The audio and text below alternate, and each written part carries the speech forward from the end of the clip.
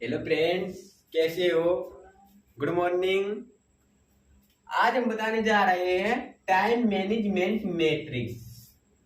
जैसे कि टाइम कैसे इंपोर्टेंट होता है और कैसे ये काम करता है और कैसे हमें इसके अनुसार चलना चाहिए।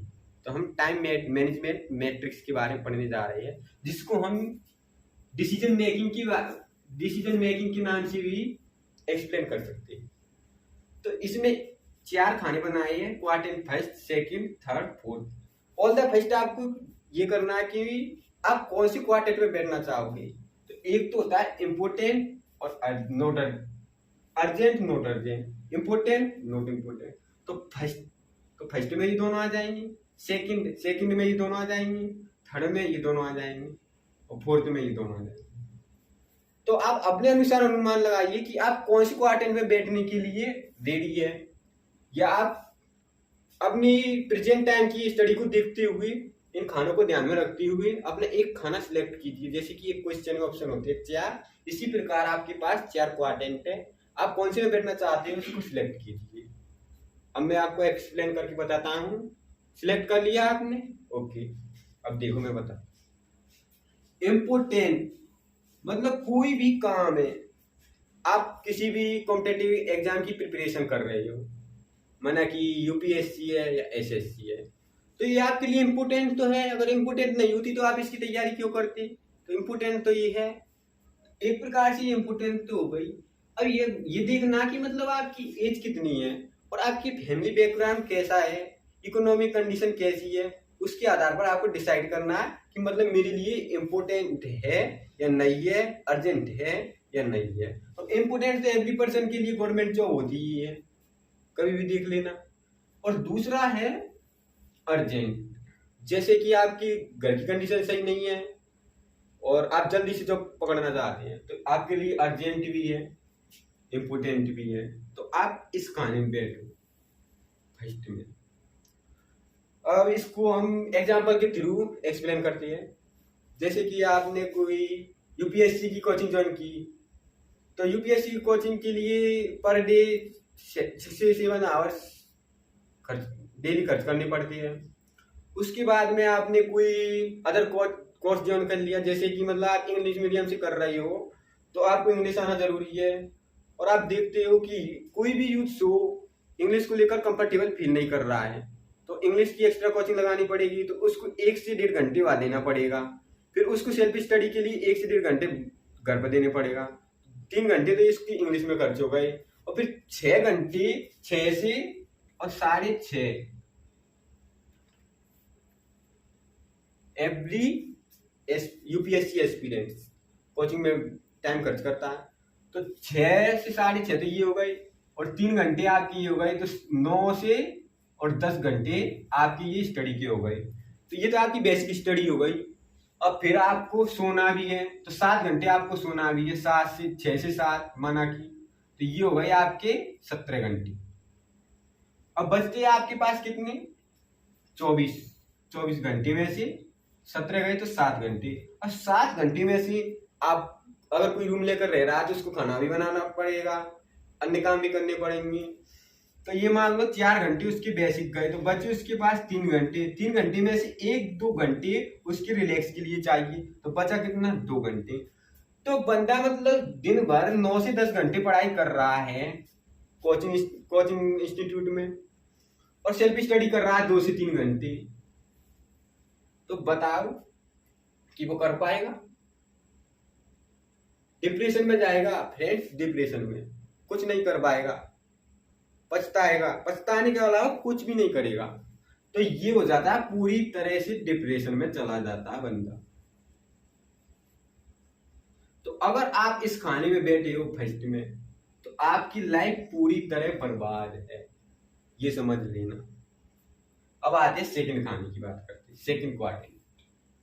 तो इसमें आपके लिए इम्पोर्टेंट भी है कि मतलब मुझे आईएएस बनना है, तो ये इम्पोर्टेंट है, या मुझे इनकम टैक्स ऑफिसर बनना है, तो ये इम्पोर्टेंट तो है, क्योंकि आप बनना चाहते हैं, इम्पोर्टेंट तो होगा ही। अब ये देखना कि आपको अर्जेंट है या नहीं। अब एक स्टूडेंट है यूपीएससी की तैयारी करता है, 12th के बाद में फर्स्ट ईयर में बेसिक कंप्लीट कर लेता है, और सेकंड और थर्ड ईयर में अपनी कोचिंग कंप्लीट कर लेता है, तो उसके लिए अर्जेंट थोड़ी है, उसके लिए तो नोट अर्जेंट होगी क्योंकि 21 की एज में फर्स्ट अटेम्प्ट देगा, 30 पर नचाई सिलेक्शन हो गया, तो उसके लिए अर्जेंट थोड़ी, लेकिन इम्पोर्टेंट तो इसके लिए भी थी। तो ये होता है फ्रेंड सक्सेसफुल पर्सन। आप किसी भी सक्सेसफुल पर्सन को उठा लीजिए, उन्होंने ऐसा ही किया होगा, क्योंकि किसी भी जॉब को उन्होंने अर्जेंट मान के नहीं किया, उन्होंने अपना 100% दिया, आगे रिजल्ट की मर्जी क्या है। तो ये होती है सक्सेसफुल पर्सन। अब क्वाड्रेंट थर्ड, अब इसमें फ्रेंड्स कोई भी काम हो जैसे कि नोट इम्पोर्टेंट होता है और अर्जेंट होता है, जैसे कि आपके रिलेटिव्स,